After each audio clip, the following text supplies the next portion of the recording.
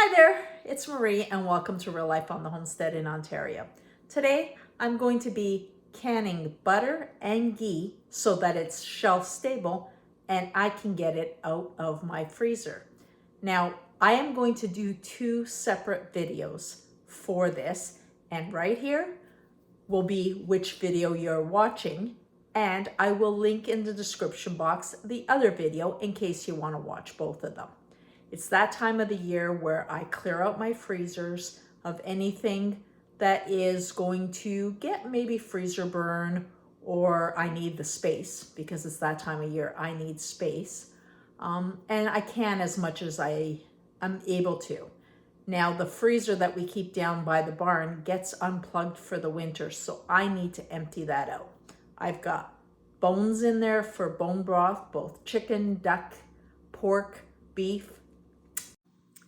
We've also got that leaf lard and back fat from pigs that we will be rendering down into lard, both cooking lard and leaf lard, which is amazing for baking. Do a video on that shortly. And of course, we've got some suet, which we will be making into tallow. And as you know, I use tallow in a lot of my creams. I also love to cook with it.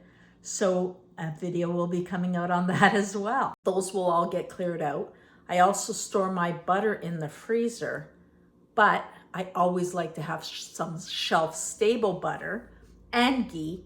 And the reason being, sometimes the prices just get really jacked up for butter, and I always like to have some on hand.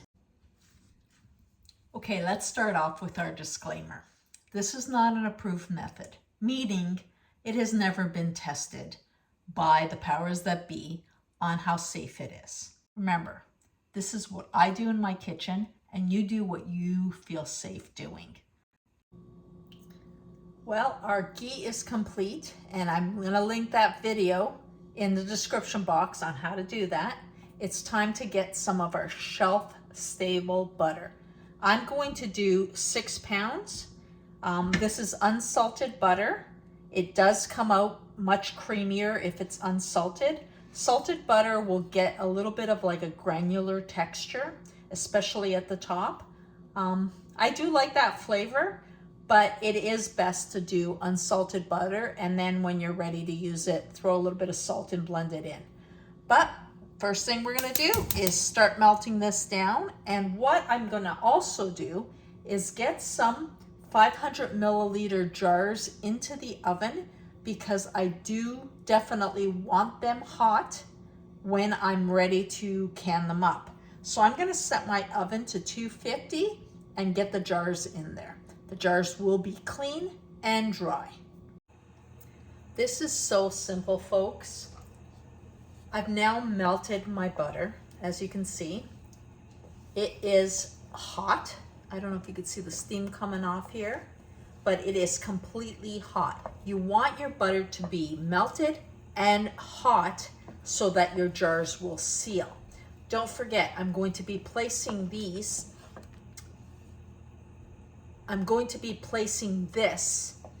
into hot jars, which will also help the seal. So right now, you could skim this off the top if you wanted to. I don't. What I do is when I'm ladling into my jars, I mix nicely and I make sure to get milk solids as well as butter into my jars. See how smooth that is? Now, gonna keep this on a low heat to maintain that high temperature, and I'm going to get jars out of the oven one at a time. Let me change the camera angle so you can see what I'm doing a little bit better. If you remember, with our ghee, we were separating the milk solids from the oil. With the butter, we're not doing that. What we're doing is, and like I said, I'm taking one jar at a time out. I have my butter simmering. Let me just bring you in close. Just want you to see that it is simmering, but we don't want it to boil. So I'm going to keep this on a very, very low heat.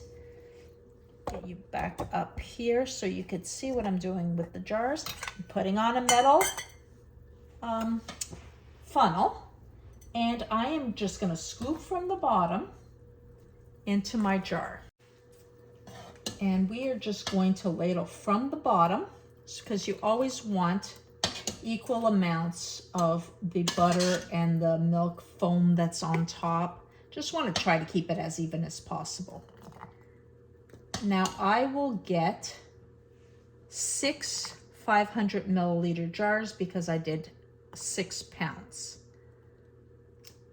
And I am going to seal each jar as I go along. I make sure to wipe the top. If I think that I got it greasy at all, I would be putting a little bit of vinegar on my towel. However, make sure that you do not get any of the vinegar into the butter. I'm going to tighten my lid. Now I have a hot jar, hot liquid, hot lids, cloth so that it's not against the counter. This will ensure that we get a seal, but it does not put our jars at risk. I'm just going to continue along. Just show you another one. Remember that your jars are going to be hot, so be careful with them that you don't suddenly grab onto it, which I've done before, and you can burn your hand pretty good.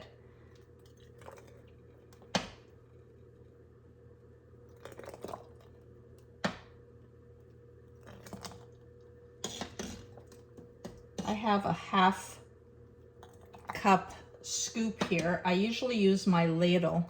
That's a 1 cup measure, but it's plastic and I'm trying to use all metal because it is so hot. A little bit extra there. Gonna just wipe off the rim just in case. That's pretty clean. Well, that lid has to be washed.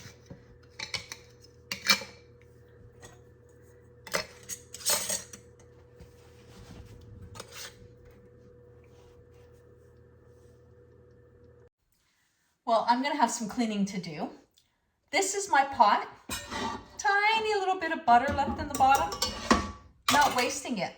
That's gonna be put aside and that'll be the start to our dish. Here are our butters and I'm gonna let them cool off before I start doing the shake.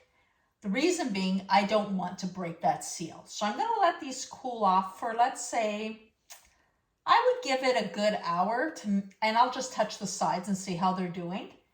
And then what I'll be doing is rotating the jar. I'm looking for a jar so I could show you without actually touching these. Well, here's some coffee. So what I'll do is I'll take the jar and I'll do this every half hour at the, let's be safe, at the 2 hour mark. When it's cooled off, start doing this. And do that every half hour or so. I'm in the kitchen, so it's no worries. I'll look over and I'll do it. So what I ended up with was 6 500 milliliter jars of butter and the 250 milliliter, and that's from 6 pounds of butter. The GHEE, because we took out the milk solids, reduced the amount. We ended up with 500 milliliters and 1 250 milliliter. This is amazing. These are going to be shelf stable. People say that 6 to 8 months. I have had these on the shelf for 3 years and it's perfectly fine.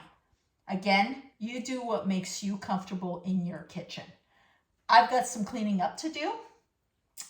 I'm going to let these cool off. You go out, have a great day, and remember, please like, share, subscribe to our channel. Just want to share our experience on the homestead with you. And thank you every time that you decide to join us. Go out, live your best life. We'll see you next time.